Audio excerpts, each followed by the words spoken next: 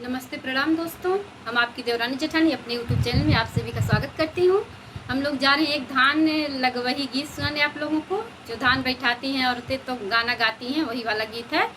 तो आप लोग प्लीज़ पूरा वीडियो सुनिएगा, तभी आप लोगों को समझ में आता है कि एक भाभी अपने ननद के लिए देखिए क्या क्या करती है और अपने घर परिवार का इज्जत कैसे बचाती है। तो चलिए सुनाते हैं इस नमस्कार दोस्तों, गाने के माध्यम से आप लोग जेठानी सुनिएगा।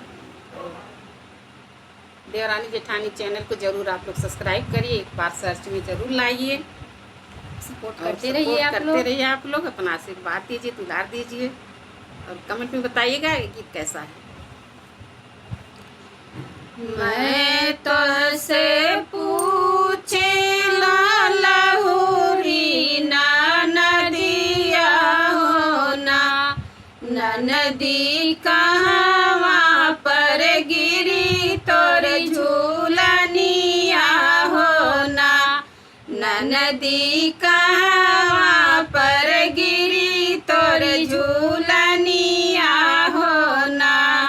सैया के संग खेलत रहली हो ना, भौजी वहीं कहीं गिर गए झूलनिया हो ना, भौजी वहीं कहीं गिरी गए झूलनिया हो ना।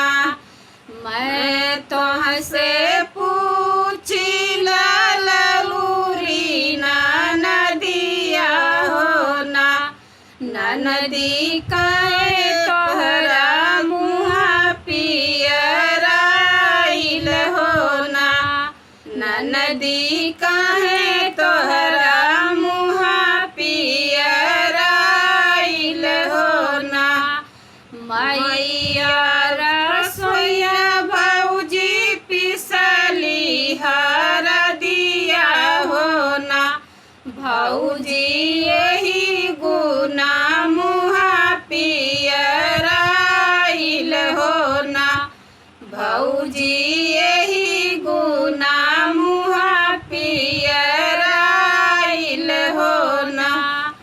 मैं तो से पूछी लहुरी ना नदिया हो ना, नदी काहे तोहरा पेटवा जे फूलल हो ना, नदी काहे तोहरा पेटवा जे फूलल हो ना। बहरे बाटियों की भीतरे सासू हो ना, सासू नदी कहेरा बरसायनवा हो ना, सासू नदी कहेरा बरसायनवा हो ना। खलिया खींचब बहुअरी भूसवा भरइब हो ना, बहुअरी मोरी बेटी लड़ी का नादनवा हो ना, बहुअरी मोरी बेटी लड़ी का नादनवा हो ना। बहरे बाटियों की भीतर मोरे देवर हो ना, देवरू नदी के खोजा बरसायनवा हो ना, देवरू नदी के खोजा बरसायनवा हो ना।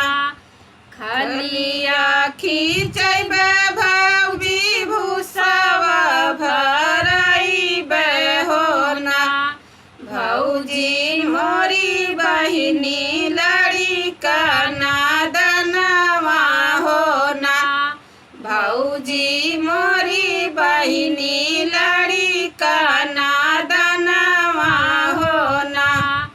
चिट्ठिया जे लिखी भौजी अपने पियावा हो ना, पिया चले आवा अपने महनिया हो ना, पिया चल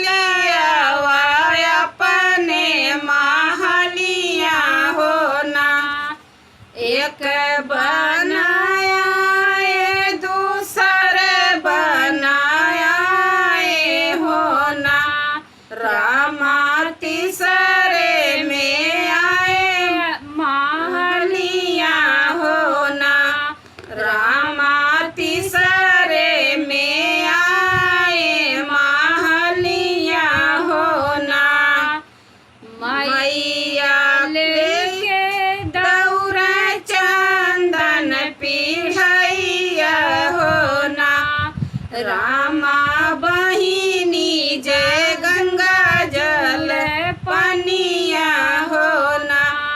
रामा बहिनी जय गंगा जुड़े पनिया होना।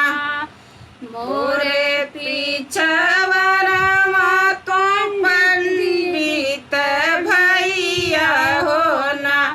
पंडित बहिनी के लगन विचार होना।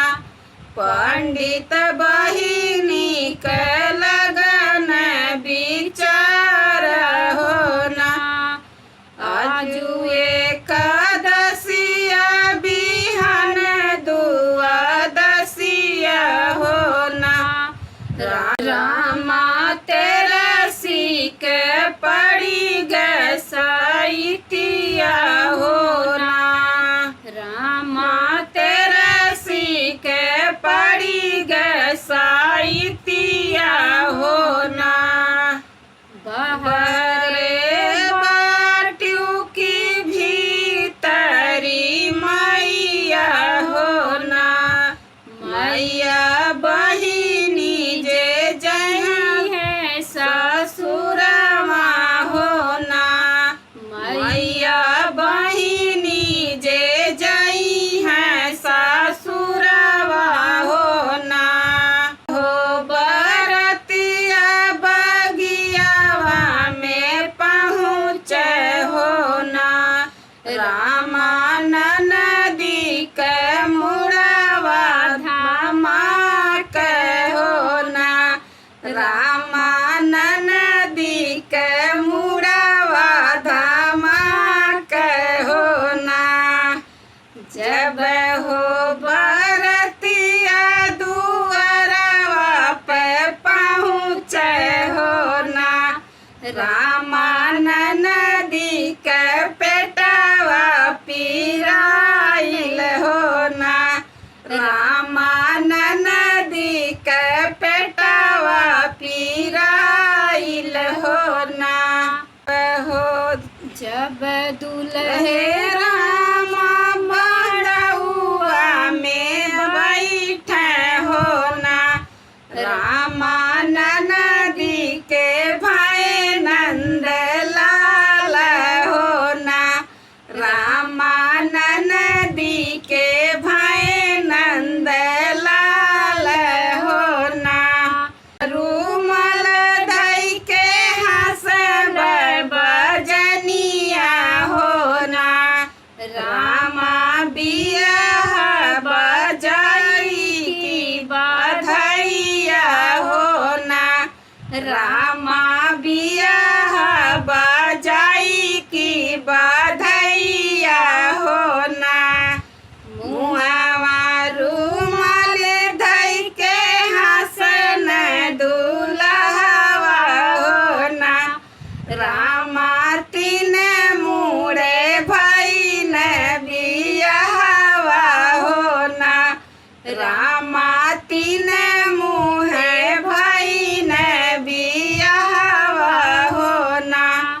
एक बना गईल दूसरे बना गईल होना। रामा तीसरे में ससुर दुआरवा होना। रामा तीसरे में ससुर दुआरवा होना। भीतरी बाटू की बड़ी मायरिया होना। मैया परछले तू नाती पातोहिया होना। मैया परछले तू नाती पातोहिया होना। के कर हवा बेटा नाती पातोहिया होना। बेटा तू तो रहो साहेब का नौकरिया होना। बेटा तू तो रहो साहेब नौकरिया होना। दिन भर रही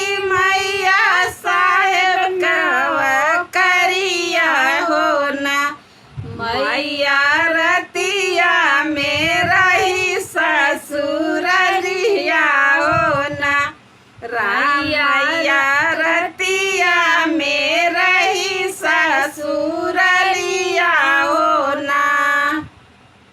प्लीज आप लोग जरूर सुनिएगा ये गीत, तभी आनंद आएगा इस पूरा गीत का। सुनिएगा दोस्तों, तभी जान पाएंगे कैसा गीत है।